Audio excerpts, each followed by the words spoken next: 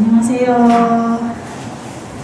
오늘이 3강 차례인데 우리가 이제 매월 첫째 주, 셋째 주 일요법회하고 오후에 하다 보니까 지난 11월 달이 5주가 있어서 그래서 2주 만에 만나는 게 아니라 3주 만에 만나다 보니까 굉장히 오랜만에 그리는 것 같습니다. 자, 오늘은 50페이지 이어질 차례죠. 40페이지 했습니까? 48페이지? 저는 50페이지인 것 같은데. 네, 맞아요. 제 기억으로는. 50페이지 차례인데, 이제 소제목이 자이나교도 시하장군과의 대화라고 그랬는데, 옆에 있는 내용은 오늘은 안 보셔도 되고요. 오른쪽에 그냥 도표를 보셔요. 여기 이제 자이나교라고 당시 불교도 새로운 종교였고, 자이나교도 새로운 종교였어요. 그래서 굉장히 그 선풍적인 인기를 끌었던 종교인데, 자이나교가 지금도 있습니다, 인도에. 자이나교는 우리 그 외국인들, 다른 나라 사람들이 보기에 인상 깊은 게 뭐냐면, 자이나교는 아무나 그러는 건 아니지만 전체적으로 교리 내용이 극도의 무소유를 실천합니다. 무소유, 갖지 않는 거. 그러다 보니까 그 자이나교의 큰 스님이라고 해야 될까요? 지도자, 종교 지도자, 교단의 높은 지도자들일수록 극도의 무소유를 모범적으로 실천을 해요. 그러다 보니까 뭐를 하느냐? 심지어는 옷도 안 입어요. 옷도 안 가져요. 그래서 홀랑 먹습니다. 그래서 제가 인도에서 3년을 6개월씩 3번을 살았는데, 제가 있었던 곳은 주로 이제 보드가야 부처님께서 깨달음을 얻으시는 곳이 성지이기 때문에 다른 종단 사람들이 많이 오지는 않죠. 다양하게 지금 막 관광을 다닌 거고 여행을 다닌 거가 아니라서 그렇긴 하지만 어쨌든 제가 다른 곳에서랑 딱 4번을 봤어요. 그래서 그들이 오게 되면 이제 표가 납니다. 막 구름같이 사람들이 몰려서 요즘 말로 하면 연예인이 뜨면 옆에 경호원들 뜨고 옆에 팬들이 많이 모이는 것처럼 그렇게 하는데 가운데에 있는 분이 누구냐? 홀랑벗었어요. 한가닥 치열하게 하나 한 것처럼 홀랑벗은 거예요. 그래서 제가 홀랑벗은 남자분을 인도에 가서 봤어요.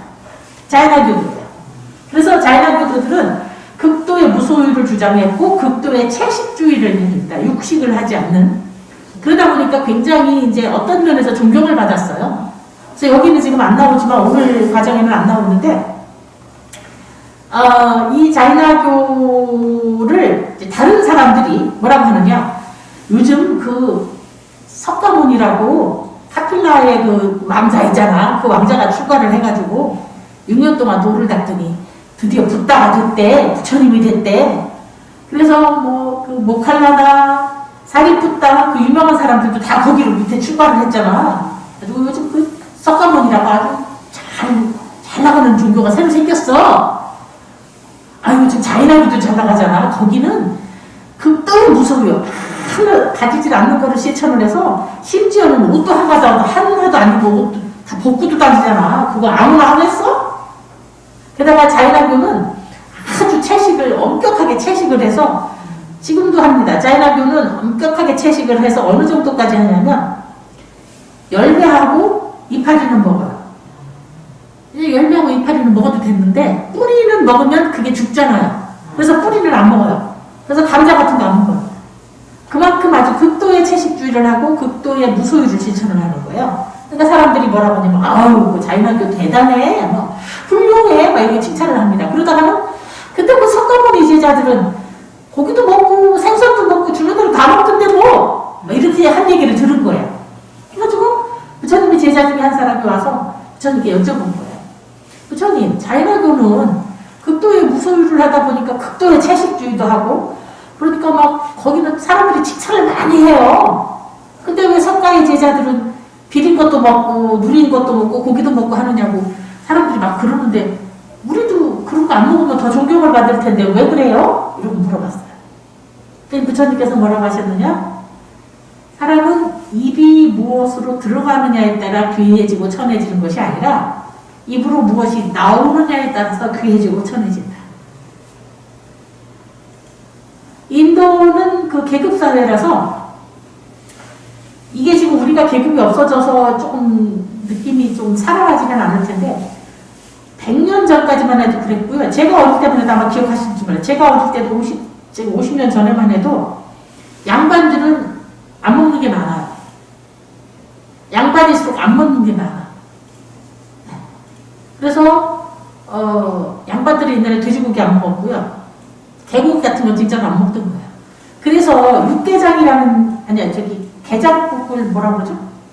보신탕 말고 쇠고기를 육개장이라고 하죠. 쇠고기로 끓인 거 육개장이 뭐냐면 그게 제가 모르긴 해도 게장국 게로 끓인 그게 게장국인데 이름이 너무 듣기 싫으니까 보신탕이라고 바꾼 거고 그 게장국이 맛이 좋은가 봐요.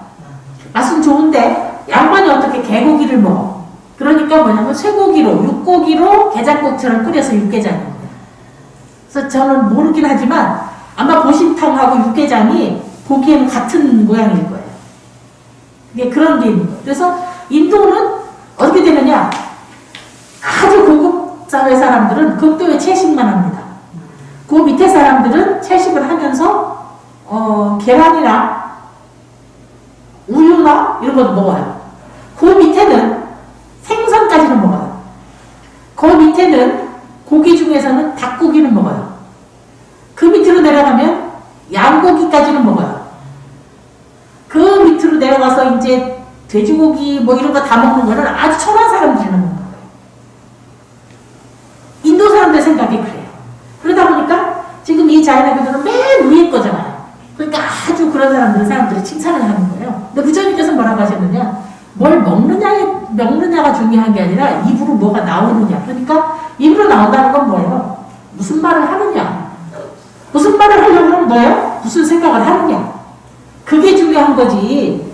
뭘 돼지고기를 먹는다고 천하고 채식만 먹는다고 귀하고 그런 거 아니다. 부처님은 그런 말씀을 하십니다. 근데 우리 지금 자이나교 중에 그 자이나교주가 있는 거, 교주. 불교의 교주인 석가모니처럼 자이나교주가 있는데 그 교주하고 당시에 유명한 시하라는 장군이 있었는데 이제 종족이 왓지족인 거예요. 그래서 웨살리라고 하는 그 나라의 아주 명망 높은 장군이었어요. 근데 이 사람이 열렬한 자이나교도예요.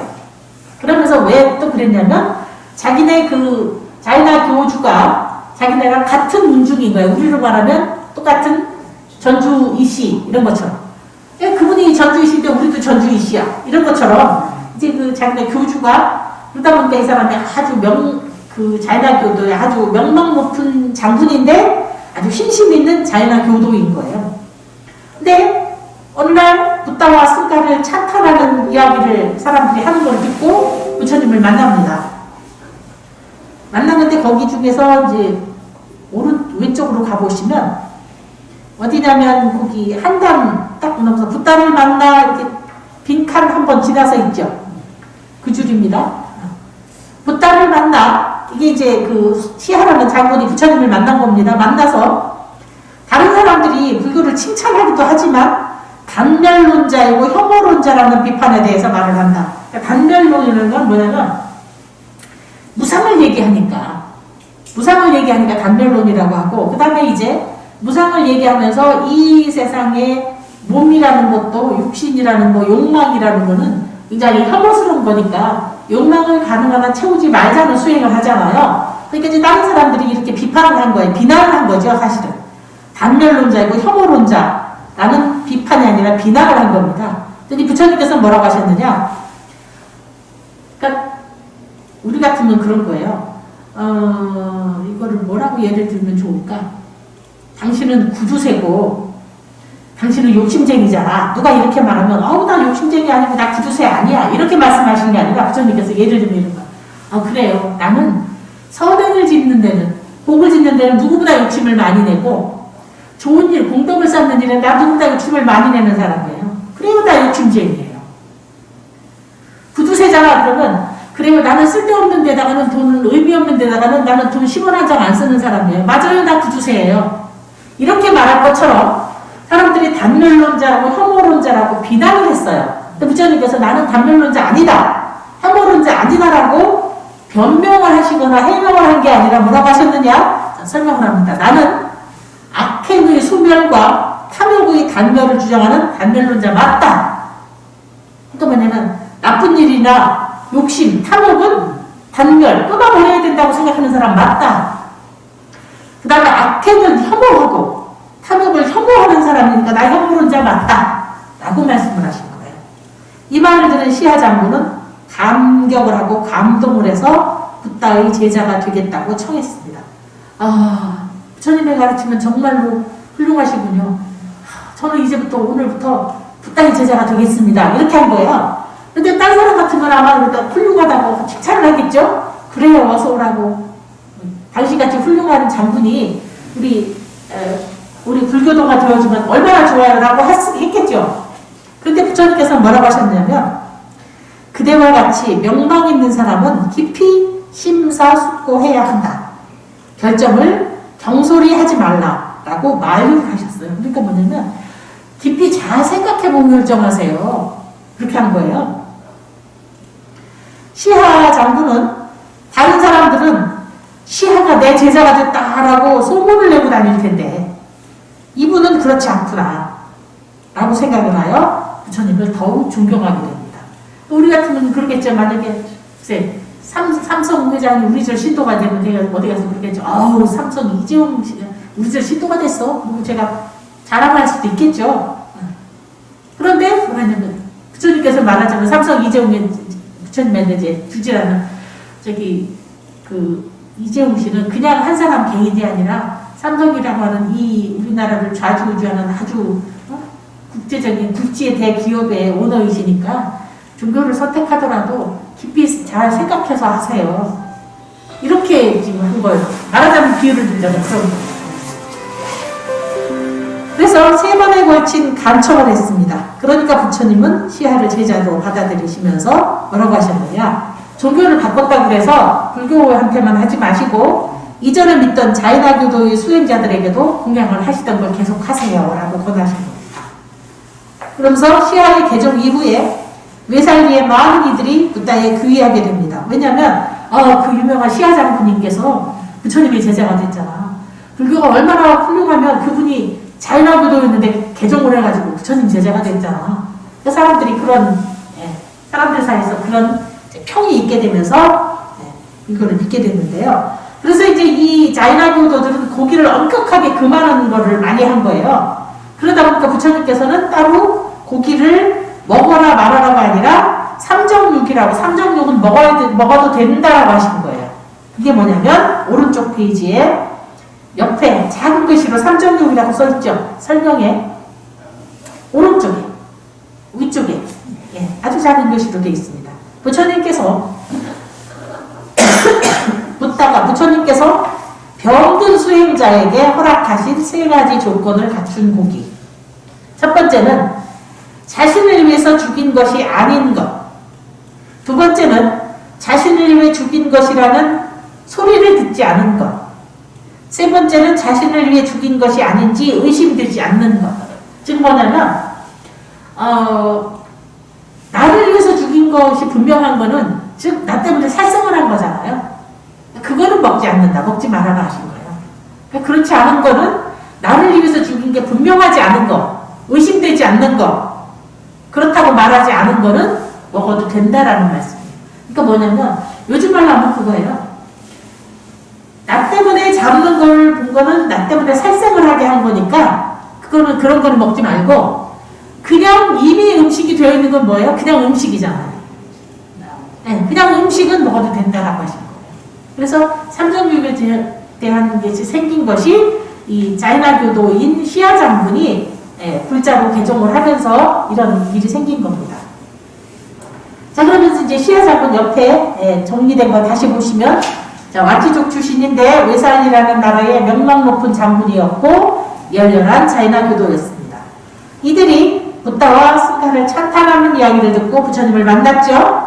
만나서 부처님이 제자가 되겠다고 얘기를 하니까 시하 장군에게 부처님께서는 명망 높은 사람일수록 결정을 할 때는 심사숙고해야 한다면서 만류를 하셨어요. 그러니까 오히려 이 사람은 붓다는 정말로 성인 중에 성인이시구나. 참으로 훌륭한 분이로구나 라고 생각을 해서 3번을 청해서 드디어 불교도로 개종을 하게 됩니다. 3번에 걸친 시하장군의 간청을 받고 제가 제자로 받아들이게 되죠. 그러니까 이제 부처님의 제자 중에서 초기에는 야사와 50인의 친구들이 불자가 되었고, 그 다음에 이제 새로운 종교의 지도자라고 할 만한 모칼라마와 사리푸타가 제자들을 데리고 출가를 했고, 그 다음에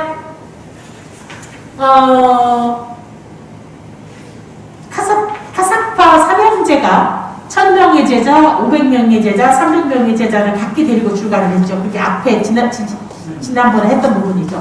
그러니까 뭐냐면 각기 다른 종교를 믿던 종교 지도자들, 혹은 사회의 지도자이면서 다른 종교를 믿던 사람들, 그 다음에 혹은 이런 명망 깊은 왕자, 명망 높은 장군, 이런 분들이 부처님의 제자가 되면서, 특히 이제 빈비사라 왕이 그 불교도가 되면서 부처님의 큰 후원자가 되고, 불교가 이제 포교를 하는 데에서 굉장히 긍정적인 그런 왕성한 포교 활동이 이루어지게 됩니다.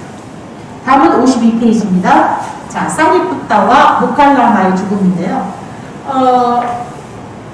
사리푸타하고 모칼라는 부처님의 가장 충애를 받던 10대 제자 중에서도 가장 충애를 받던 두 분의 제자입니다.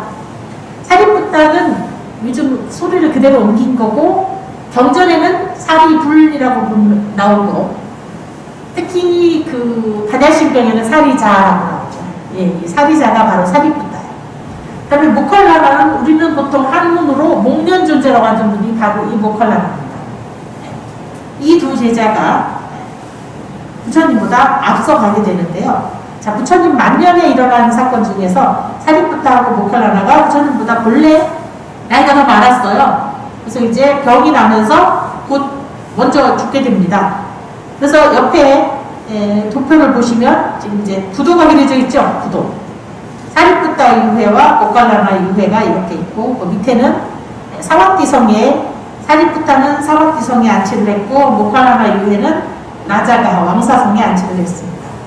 이 두 제자의 죽음은 부처님에게도 아주 큰 충격이었어요. 왜냐하면 너무 가장 아끼고 사랑하던 제자였기 때문에.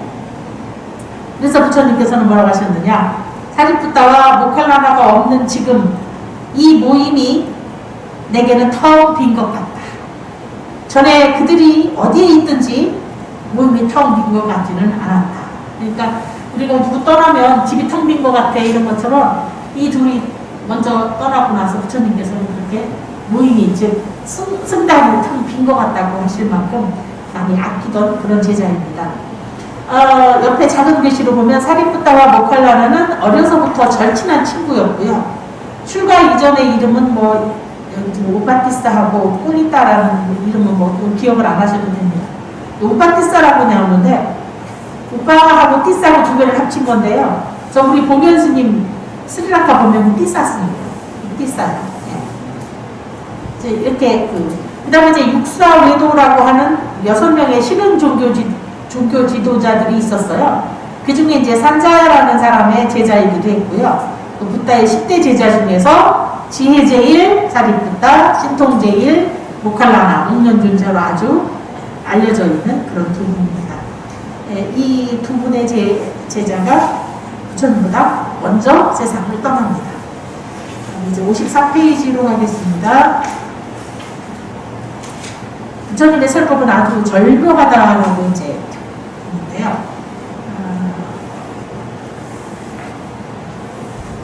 옆에 도표 위주로 보겠습니다.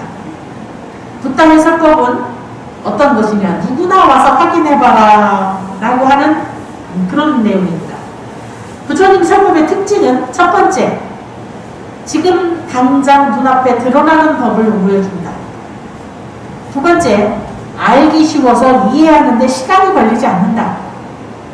세 번째, 적절한 비유를 많이 들어 설명해 주신다. 네 번째, 그때그때 상황에 따라 상대방의 수준에 맞춘 말씀을 하신다. 이것을 이제 우리는 한번 들으면 대기설법이라고 그러는데요. 그릇에 맞춰서 설법을 한다. 그러니까 그릇이 종재기만 한데 들어먹어도 소용이 없죠. 그릇이 항아리만 한데 주전자 들이먹어봤자 소용이 없죠. 그러니까 상대방 질문을 하는 사람의 근기, 능력에 맞춰서 부처님께서 설법을 하신 거예요. 그래서 제가 지난번에 비유를 들었던 거 기억하시나요? 어떤 노보살님이 예뻐하는 손녀딸 때 하는 말하고 조금 미운 며느리한테 하는 말하고 밉지도 굽지도 아니하는 저한테 하는 말이 많이 다르더라. 그런 것처럼 부처님께서도 듣는 사람에 따라서 거기에 맞춰서 설법을 해주신 겁니다.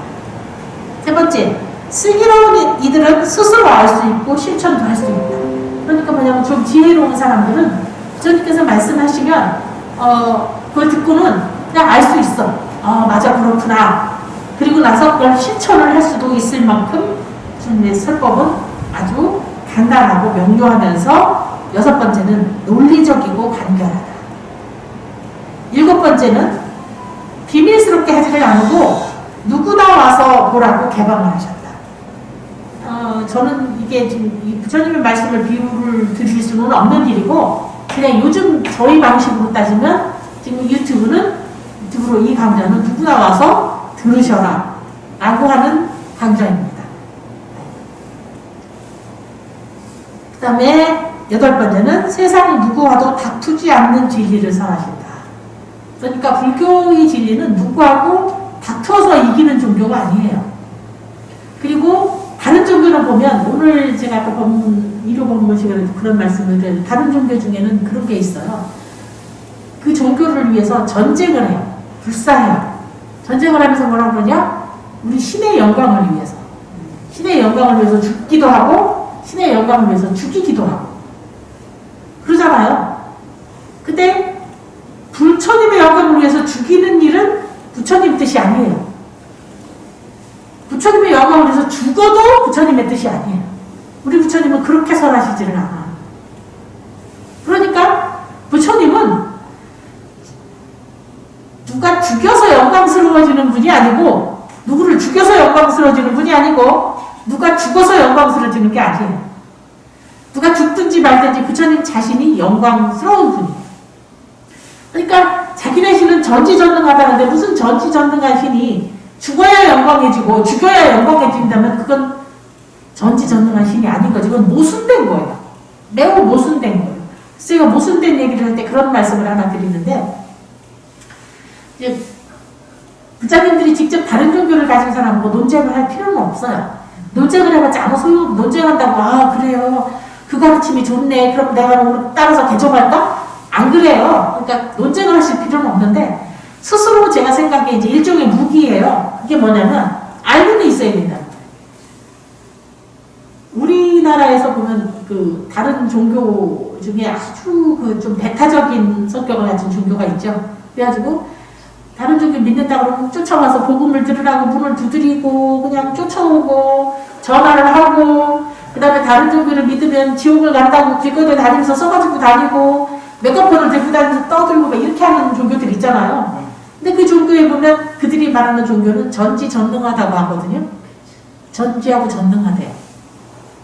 전지라는 말은 모든 것을 다 한다는 말이고 전능하다는 말은 모든 것을 다 할 수 있다는 말이에요. 그러니까 뭐든지 다 아시고 뭐든지 다 할 수 있는 신이다 이거예요. 그런데 그럼 그들이 왜 교회 안 나오면 큰일 나느냐, 우리 종교를 안 믿으면 큰일 난다고 얘기를 하느냐? 그들의 신이 자기네 계율의 두 번째 계율에 그래요. 다른 신을 섬기지 말아라고 돼 있어요. 다른 신을 섬기면 그 신이 삐져. 화가 나는 거예요. 분노하는 거예요. 분노하고 뭐를 하느냐? 질투를 해요. 그 신이 스스로 얘기했어요. 나는 분노의 신이고 질투의 신이다. 그러니 다른 신을 섬기지 마라 그랬어요. 그러면 이게 뭐냐? 자, 분노와 질투는 전지하지 못하고 전능하지 못한 사람들이에요. 사람들. 다 알면 분노 안 해요. 내 마음대로 할 수 있으면 질투 안 해요. 질투를 어떻게 해요? 나는 하고 싶은데 못했어. 근데 저 사람은 해. 아이고 샘나서 질투하는 거예요. 나는 저 사람을 많이 좋아하는데 저 사람은 나를 안 좋아해. 그래서 질투가 나는 거예요. 나는 이 사람 엄마한테 사랑을 요만큼밖에 못 받는데 오빠는 이만큼 사랑해요. 그래서 질투하는 거예요. 그럼 그거는 말을 다 모르거나 전지하지 못하거나 엄마의 말, 엄마가 왜 오빠를 더 사랑하는지 모르거나 진짜로 더 사랑하는 게 아니라 사랑은 똑같이 하는데 표현을 더 하는 방법일 수도 있어요. 방법이 다를 수 있는 거예요. 그 이유를 모르는 거예요. 그다음에 또 하나는 내 맘대로 못하니까, 전능하지 못하니까 나를 나도 오빠랑 똑같이 사랑받을 수 있게 내가 할 수 있으면 내가 왜 질투를 해요? 못하니까 질투하는 거예요. 그러니까 분노의 신이고 질투의 신이라는 말은 전지하고 전능하다는 말하고 모순된 말이에요. 부처님의 말씀은 모순되지를 않아요. 그래서 세상 누구와도 다투지 않아요. 그게 부처님의 설법입니다. 그 중에 한 예가 그 밑에 봅니다. 자, 어떤 제자가 말루카 붓다라는 사람이 부처님한테 와서 여쭤봤어요. 아마 저도 제가 만약에 도인이라고 별로 소문이 안 났으니 망정이지, 만약에 제가 도인이라고 만약에 소문이 났다면 분명히 가서 이런 거 물어볼 거예요. 아니야, 우리 신도님들이 이런 거 안 물어보고 뭐 물어보냐. 우리 아들이 장가를 언제 갈까요? 우리 아들이 회사를 옮길까요? 말까요? 학교를 이 학교 넣을까요? 저 학교 넣을까요? 아마 이런 거 물어보시겠지. 집을 이거를 팔까요? 살까요? 뭐 어디로 팔았으면 좋겠는데 언제 팔릴까요? 아마 그런 거 물어보실지도 몰라. 그런데 어쨌든 이 사람은 이제 수행자니까 와서 부처님께 제자니까 뭐라고 여쭤봤느냐 이렇게 물어봤습니다. 이 세상은 영원한가 영원하지 않은가? 사후의 세계는 어떠한가? 우리가 그러잖아요. 죽어서 지옥이 있는 거야 없는 거야? 진짜로 있나? 사람들이 극락이나 지옥이 있다고 하면 안 믿는 사람들은 뭐라고 해요? 가봤어? 죽어봤어? 그럼 어떻게 하는데? 당신은 죽어봤어? 이러면서 얘기하잖아요. 즉 사후가 극락이나 지옥이나 있느냐 없느냐, 윤회를 하느냐 없느냐, 다시 태어난다고 하는데 그거 진짜야? 이런 거 물어본다든지 이런 거를 여러 가지를 물어봤어요. 그러면서 뭐라고 그러냐, 이것에 대해서 명확하게 대답을 해주지 않으면 저는 부처님의 가르침을 믿을 수 없으니까 부처님이 하라는 수행을 하지 않겠습니다. 이러고 얘기한 거예요. 이제 보통 사람들이 궁금할 수도 있는 거죠. 진짜 내생이 있는 건가? 진짜 윤회를 하는 건가? 진짜로 극락이 있나? 진짜로 지옥이 있나? 그거를 사실은 이건 누가 말해도 부처님께서 말씀하시니까 믿을 수 있으면 믿지만 이걸 증명할 수 있는 방법은 없어요. 증명할 수 있는 방법은 없는 거예요. 그랬더니 부처님께서 뭐라고 하셨느냐? 독화살의 비유라고 합니다. 비유로 설명을 하세요. 자, 독화살을 맞으면 재빨리 화살을 뽑아내야 되잖아요. 그런데 그렇게 안 하면서 뭐라고 하느냐? 이 화살이 어디에서 왔는지, 누가 쐈는지, 그 사람은 어느 지방 사람인지, 이 화살의 종류, 이 화살은 무슨 나무로 만들어졌는지 뭐 이런 거 있잖아요. 그런 거를 알지 못하면 화살을 뽑지 않겠다 하는 거하고 똑같다. 즉 뭐냐? 문제는 지금 당면하고 있는 고통, 내가 지금 맞닥뜨리고 있는 고통이나 번뇌를 해결하는 게 중요하지, 그 번뇌가 어디서 왔느냐, 뭐 때문이냐, 누구 때문이냐, 너 때문이냐, 나 때문이냐, 이런 걸 따지는 건 현실 해결에 도움이 안 된다라는 말씀을 부처님께서 이렇게 비유를 들어서 말씀하십니다. 저는 부처님한테 비교를 할 일은 아니고 부처님께서 이렇게 말씀하셨고, 그래서 이 비유법이 굉장히 저는 익숙해요. 그래서 저도 제가 법문 시간에 굉장히 비유를 많이 들어드리죠. 근데 저는 비유를 들 때 주로 제 비유를 들죠. 제가 옛날에 알던 누가, 제가 옛날에 어렸을 적에 이러면서 이제 얘기를 하는데, 즉 비유라는 거는 추상적이어서 구체적으로 알 수 없거나 설명하기 어려운 것을, 구체적인 것을 예를 들어서, 비유를 들어서 설명해서 이해하기 좋도록 하는 게 바로 비유법이에요. 그래서 부처님께서는 비유법을 들어서 설명을 많이 하셨습니다. 이게 부처님의 설법의 특징입니다. 그런데 이 특징들이 잘 나타나 있는 경전은 초기 경전이에요. 그래서 우리 초기 경전은 우리는 이제 아함경이라고 해서, 제가 이 생활두교 성전이 바로 이 아함경 모아놓은 거거든요. 그런데 후기의 대승불교는 이런 모습이 아니에요. 그래서 후기의 대승불교 중에 가장 대표적인 게 반야심경, 금강경 이런 것들은 여기 나온 것처럼 알기 쉬워서 이해하는데 시간이 걸리지 않는 게 아니라 10번을 들었고 반야신경은 100번도 더 외웠고, 100번이 뭐야? 매일 한 번씩 외웠으면 10년 전에 다녔으면, 한 번씩 외웠으면 10년, 3000번을 읽었어도 뭔 말인지 몰라. 색즉시공 공증색, 그게 무슨 말인지 모르겠는 거야. 금강경 좋은 거라 그래서 막, 지금 며칠에 한 번씩 읽었어도, 무주상, 보시라는 말이 무슨 말인지 모르겠는 거야. 그게 그래서 대승불교의 합법, 말씀의 투하고 초기경전의 말씀의 투가 좀 달라요. 그래서 초기경전의 말투는 좀 쉬워요. 간단하고 명료하고 쉬워요. 여기 제가 생활불교 성전 읽으면 별로 어렵지 않잖아요. 근데 그럼 대승불교에서는 어떻게 생각하느냐? 초기불교의 경전은 마치 유치원 아이들, 초등학생들한테 한 얘기 같다. 우리 얘기는 대학원생들이라 하는 얘기야. 우리는 차원이 높아서 그래. 이렇게 생각을 합니다. 그 말이 옳을 수도 있고 틀릴 수도 있어요. 일부는 맞기도 하고 많이는 그렇지 않기도 합니다. 어쨌든 근데 우리는 대승불교권이다 보니까 이렇게 다자신경이나 금강경이나 혹은 법화경, 화엄경 평소에 이해를 하기 어려운 경전들을 위주로 많이 해요. 그래서 저는 그게 좀 안타까워서 초기 경전 이렇게 이해하기 쉬운 경전도 있는데 그래서 저는 우리 절에서는 제가 이 초기 경전으로 대한불교 성전을 평소에 많이 하는 까닭이 그런 까닭입니다. 이렇게 이해하기 쉽고 비유로 많이 설명이 되어 있습니다. 다음은 56페이지 열반을 향한 여정의 시작. 이제 부처님께서는 조금 더 정리를 하자면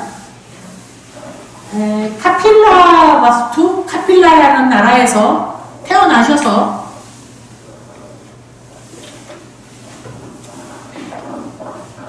태어나실 때는 카필라라는 나라의 숙도다마라고 하는 왕과 마하마야라고 하는 왕비 사이에서 태어나신 왕자님이었죠.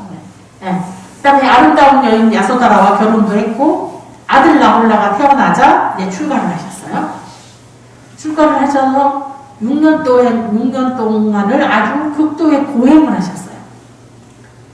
고행을 하는 이유는 이제 하나하나 설명할 수는 없지만 인도에서는 고행이 수행법 중에 굉장히 대표적인 수행법인데 저는 사실은 고행자가 아닌데 불교가 다른 종교에 비하면 고행으로 보여지는 게 많죠. 왜냐하면 일반적으로 먹을거리가 세상에 먹는 것처럼 다양하게 술 먹고 담배 피고 고기 먹고 회 먹고 생선 뜯어먹고 막 닭다리 뜯어먹고 이런 일이 별로 없잖아요. 그러니까 이렇게 맛있는 걸 저 스님들은 못 먹고 살아. 이렇게 맛있는 걸 저 스님들은 못 마시고 살아. 그 다음에 연애하고 부부생활하고 아이를 낳고 이게 얼마나 인생의 즐거움이고 몸의 즐거움이고 마음의 즐거움인데 저 스님들은 그런 것도 못하고 살아. 아이고 안 됐어. 이렇게 생각하는 분들도 있어요. 그다음에 또 하나는 세상에서 열심히 일을 하기도 하지만 열심히 하든지 뭐를 하든지 간에 하여간 돈을 벌어가지고 재산을 늘리면 그것도 사는 재미가 있잖아요. 그때 스님들은 재산을 가지게 되면 오히려 흉이 됩니다. 해민 스님이라고 스님이 왜 TV에 많이 나오고 하버드 출신이고 젊고 그 다음에 또 용모가 단정하시죠. 그래서 이제 아주 부드러운 말투로 나와서 명상 지도를 하고 그러면서 이제 거의 그것이 이제 좀 과해다 보니까 이제 드디어 이제 그분 개인 생활이 이렇게 TV에 나왔는데 막 남산에 보이는 너무 좋은 개인 집이고 왜 스님이 중이 왜 절에 안 살고 저런 데 살아? 그 다음에 사는 게 보니까 저건 승려가 아니고 완전히 연예인인데 그러다 보니까 이제 사람들이 그 집을 뭐를 알아보니까 그 집이 저 스님이 전세 산다더니 전세가 아니라 보니까 자기 이름으로 된 거래. 이러면서 스님이 저렇게 소유를 하지 말라. 무소유를 하라고 자기는 설명을 하면서 자기는 소유를 너무하게 했는데 사람들한테 욕을 먹으니까 지금 쏙 들어갔잖아요. 지금 잠깐 들어가는 건 끝나는 게 아니라 이제 다시 그 스님이 굉장히 무슨 범죄를 저지르거나 이런 건 아니야. 근데 사람들이 생각하고 있던 기대하고 있던 거하고 너무 다른 모습인 거죠. 그러니까 실망을 해서 다 떠나간 거죠. 그게 뭐냐면 스님들은 오히려 소유를 하면 더 흉이 되고 욕이 돼요. 그러니까 그렇지. 다음에 여자는 예쁘게 하고 싶고 남자는 멋있게 하고 싶고 그래서 여성들은 제가 어젠가 뭐 요즘 보는 제가 TV를 보지는 않았는데 인터넷 기사 중에 그런 게 나왔어요. 무슨 프로그램 중에 요즘 별걸 다 하다 요즘 프로그램이란 이런 걸 하잖아요. 대본을 써주는 게 아니라 어떤 상황을 주고 멀리서 지켜보는 거죠. 그래서 진짜로 결혼을 한 게 아니라 어떤 남자와 어떤 여자가 만나서 데이트하는 거를 우리 결혼했어요. 진짜 결혼 생활 하는 것처럼 찍고 그러더니 드디어는 이제 이혼했어요가 나오라고 하더라고요. 그래서 이혼한 사람이 만나가지고 이제 얘기를 하는데 딴 건 모르겠는데 선우은숙 씨라는 사람이 나왔는데 거기 중에 그게 나오더라고요. 자기는 지금도 남편하고 3년을 별거를 했고 헤어진 지가 10년이고 그분도 60이 넘었고 남편은 70인가 이렇게 됐는데도 나는 지금도 여자이고 싶어. 여자로 사랑받고 싶어. 그런데 남편이 그때도 나를 여자로 사랑을 안 해준 것 같았지만 지금도 그럴 생각이 없는 것 같아서 쓸쓸해. 아마 주로 나누는 분위기가 그런 건가 봐요. 제가 그걸 보면서 여자는 60이 넘어도 70이 넘어도 스스로들도 여자는 여자야. 죽을 때까지 여자야. 여자는 죽을 때까지 예쁘다 소리 듣고 싶어. 그래서 그 남편 만나러 갈 때 남편도 아니고 전 남편 만나러 가는데 예쁘게 화장하고 예쁜 옷 입고 그러니까 가서 70이 넘어도 예쁜 할머니 소리 듣고 싶고 예쁘다 소리 듣고 싶고 사랑받고 싶고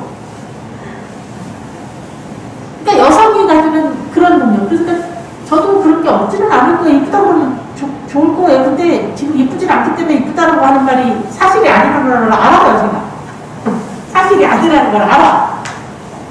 근데 저는 그렇게 막 사랑이라는 게 그런 개념으로 여자로서 남편이 사랑 뭐 이런 거보다는 저는 그냥 사랑 관계 속에서 좋은 스님이라고 여겨주면 좋은 거예요.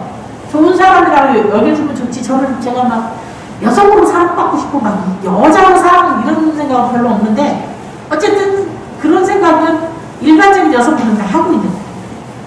남자들도 그런 생각을 하고 사는 거예요. 그래서 하여간 때까지라도 어제까지라도 조금 더 정력이 좋아. 남자들은 정력 좋다는 거에 목숨 걸고 먹으려고 하고 여자들은 이뻐진다고 그러면 열심히 하려고 그러고 그 다음에 돈 되는 거라고 그러면 하여간 죽을 때까지라도 뭔가를 해야 되고 이런 것들을 하면서 그 안에서 재미를 느끼면서 사는 거예요. 그 안에서 즐거움을 느끼고 행복을 느끼고 재미를 느껴서 사는데 이렇게 말하면 스님들은 그런 것도 못 먹고 저런 것도 못해 저런 것도 못해 어떻게 멋대로 분으로 살까? 이런 생각이 없잖아 있는 거예요. 그래서 저가 어렸을 때만 해도 한 30대 20대까지만 해도 저기 좀 시신 없는 분들한테 가면 혀를 차면서 그럽니다. 짰을까이 몇 살 먹도 안 왔구만 얼굴도 굽상하구만 무슨 인생의 쓴맛을 봐가지고 중이 됐을까이 머리를 깎고 그러면서 불쌍하게요. 그러니까 왜 불쌍하다고 하느냐? 고행을 하기 때문에 불쌍하다고 생각하는 거예요. 고행. 또 고행을 하긴 해요. 지금은 제가 조금 자유롭게 사는데 지금 제가 혼자 주지기도 하고 제가 아프다고 하는 핑계도 있고 변병이 되기도 하고 또 사실이기도 해요. 잠을 충분히 자면 다음날 좀 덜한데 잠을 충분히 못 자거나 설치면 다음날 영향을 많이 받아요. 그러니까 지금은 제가 핑계가 있어서 조금 자유롭게 하는데 이제 어쨌든 숙녀가는 꼭두새벽에 일어나요. 꼭두새벽에 일어나야죠. 그 다음에 저는 머리 깎는 거가 신나고 즐겁게 깎지만 여성들이 머리를 깎는 일은 그냥 헤어스타일을 바꾸는 일에 그치는 일이 아니에요. 내가 여자이기를 포기한다는 뜻이에요. 그런 의미가 있어요. 사실은 패션으로 깎은 거 아닌다면은 그런 의미가 있고 등등 우리 삶은 저는 고행이라고 여기지 않지만 제3자의 눈으로 바라보면 고행이 맞긴 맞을 거예요. 부처님께서는 이런 정도의 고행이 아니라 정말로 극도의 고행을 하셨는데 당시에도 인도에 이렇게 고행이 유행을 했어요. 수행으로 많이. 지금도 많이 있어요. 그 이유가 뭐냐? 우리들의 몸과 마음은 채워줄수록 더 채워나가요. 채워줄수록 더 채워나가요. 됐어 이제 그만하는 게 아니라 100원짜리 라면을 먹다 200원짜리 라면을 먹고 역시 비싼 거면 더 맛있는데 뭐가 달라도 달라 이런 생각이 듭니다. 그러다가 100원짜리 도로 못 먹어요. 도로 내려가려고 그러면, 아, 그거 맛있었는데, 내가 200원짜리 라면도 못 먹고, 도로 100원짜리를 먹고, 이러면은, 100원짜리 혼자 먹을 때도 맛있었잖아요. 그 맛있던 기분이 한 개도 안 들고 무슨 일이 그냥, 아, 나는 실패한 인생이구나. 200원짜리 라면도 못 먹고, 도로 100원짜리를 먹고, 이러면서 맛있지도 않고, 즐겁지도 않고, 행복하지도 않아요. 그래서, 제가 옷을 입어보는 거죠. 가벼운 걸 입고 나면 무거운 거로 도로 못 들어가요. 더 가볍고 더 보드라운 걸 입으려고. 더 따뜻하고, 여름에는 더 시원하고 싶고, 겨울에는 더 따뜻하고 싶고. 저는 사실은 이렇게 별로 많이 안 틀어도 되는 사람이에요. 근데, 그럼에도 불구하고 아까 조금 온도가 낮았던 것 같아요. 저는 아까운 것도 있지만, 굳이 여름에 보면 에어컨을 싱싱 돌리면서 긴팔 입고 다니는 사람들 있죠. 겨울에 히터를 싱싱 틀어놓고 반팔 입고 사는 거를 그거는 옳지 않다고 생각하는 사람이거든요. 물론 자기가 돈 들여서 자기가 하는 거니까 그걸 뭐라고는 안 하는데 저는 그렇게 할 수는 없어요. 그래서 아주 추워서 이렇게만 안 되는 정도로만 틀면 돼.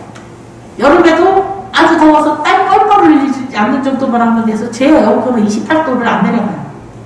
에어컨의 제일 높은 온도가 28도예요. 에어컨은 28도 이상은 안 올라가요. 밖에가 33도인데 28도 하면 충분히 시원해요. 그래서 저는 강하는 한은 그냥 너무 춥지 않게 너무 덥지 않게만 살려고 하지만 요즘은 사람들이 그렇게 하는 게 아니라 18도 틀려면 에어컨을 왜 사? 25도, 24도도 안 되고 18도까지 막 내려가는 거예요. 그러니까 추우니까 어때요? 그리고 긴팔 입고 목도리도 노력하고 있는 거예요. 그러니까 그렇게 우리들의 몸이란 자꾸 해주면 해줄수록 맛있는 걸 먹으면 더 맛있는 거 먹고 싶다 그러고 따뜻하게 하면 더 따뜻하게 하고 싶어 하고 자면 더 자고 싶고 이렇지 아 오늘 충분히 잤으니까 이제 안 자도 돼 그렇지 않아. 그러니까 이 욕망을 계속 채우는 일만 하다 보면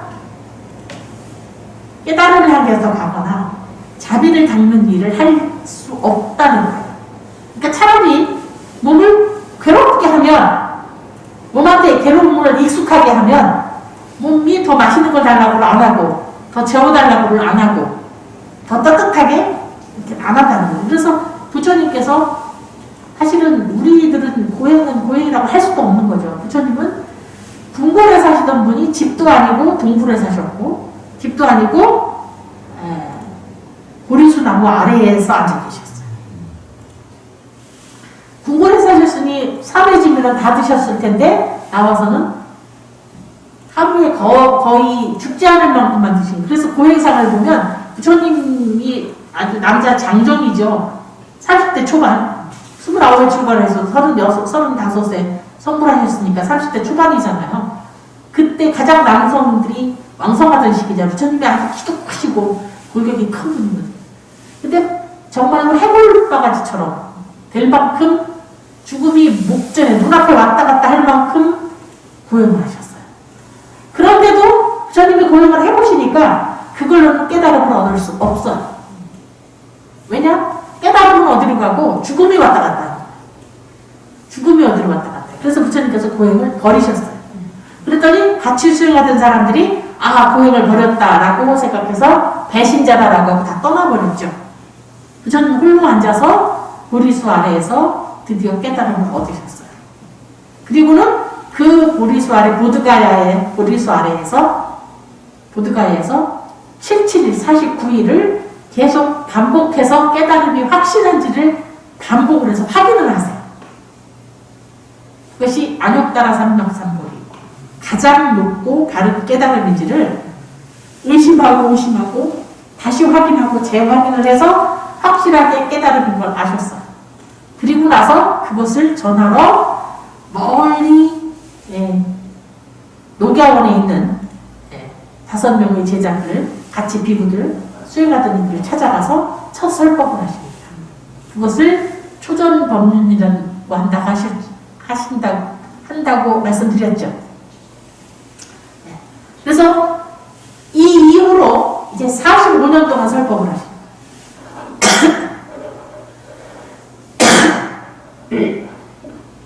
첫 번째 비구 제자는 아까 그 찾아가서 첫설법을 하신 노경에서 첫설법을 하신 오비구였고 교진녀라고도 하고 한문으로는 교진녀라고 부르고 원어로는 꼰단녀라고 합니다. 꼰단녀 외에 5명의 비구가 첫 비구들을 제자가 생겼고 그 다음에 야사를 비롯한 그의 친구들 50명을 해서 첫 제가 신자가 생겼고 그 후로 삼가섭, 마하가섭, 대가섭, 형제 3형제가 있었다고 했죠. 큰형, 맏형 가섭이 1000명의 제자를 데리고 출가했고 둘째 가섭이 500명을 데리고 출가하고 셋째 가섭이 300명을 데리고 출가를 합니다. 그 다음에 다른 종교를 믿던 종교의 지도자이던 사리푸타와 모칼라나도 출가를 합니다. 그 다음에 당시 가장 큰 왕국의 국왕이던 빈비사라 왕은 출가를 한 게 아니라 부처님의 신자가 돼서 후원자가 됩니다. 그러면서 부처님께는 이제 1250명의 비구들로부터 시작해서 많은 출가 제가자들이 생기고 교단이 커지고 그 다음에 교단을 운영하시고 이렇게 하시면서 이제 열반에 다양할 때가 됩니다. 그래서 앞에 거를 정리하는 과정에서 설명을 한번 드렸고요. 지금 이제 입에 익숙해지도록 단어만 한번 따라서 해보십니다. 부처님이 오시기 전에 이야기가 있어요. 이번에 여기에는 그건 안 나왔는데 이 세상에 태어나시기 이전에를 뭐라고 하느냐 도솔내의상이라고 합니다. 도솔천에서 이 세상에 오셨다는 말이에요. 이 세상에 오시기 이전에는 도솔천에 계셨다. 그래서 그걸 한문으로 도솔내의상이라고 따라서 합니다. 도솔내의상. 한 번 더. 도솔내의상. 도솔천에서 오시는 모습. 두 번 했으니까 한 번 더 해야 돼요. 도솔내의상. 두 번째는 이제 태어나시는 모습은 룸피니에서 태어나셨어요. 그래서 룸피니를 한문으로 비람이라고 합니다. 룸피니에서 태어나시다를 따라서 해보시면 비람강생상. 한 번 더 비람강생상. 한 번만 더 비람강생상. 제가 칠판을 놓고 한번 써드릴 걸 칠판을 준비할 걸 그랬습니다. 조금 잠깐 5분 쉬는 시간을 하고 이어갈 때 제가 이 팔상성도를 써드릴게요. 이걸 보고 하시는 게 나을 것 같아요. 입으로만 따라 하시면 기억이 안 날까 봐서 이 부분을 하겠습니다. 5분 휴식 시간 갖고 이어가겠습니다.